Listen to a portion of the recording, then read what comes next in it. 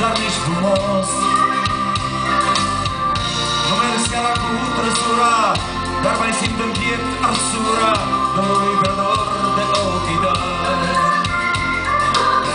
Nu ascult de gura lumii, chiar dacă insistă unii, dar mi-e dor prea dor de ochii tăi.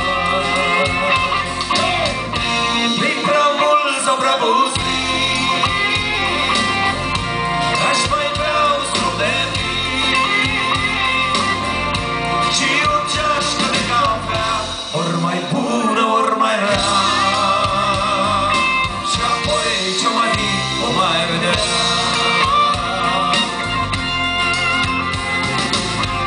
Nu merg seara neică la șosea, nici nu port costum de catifea. Mai găsesc vreun ban, mai bere, de benzină sau de-o bere, dar mi-e dor prea dor de ochii tăi. Nu ascult de gura lumii, chiar dacă insistă unii, dar mi-e dor prea dor de ochii tăi. Ce? E prea mult sau prea puțin? Ce? Și mai ce? Și o ceașcă de cafea, ori mai bună, ori mai rea. Și apoi ce-o mai fi, o mai vedea.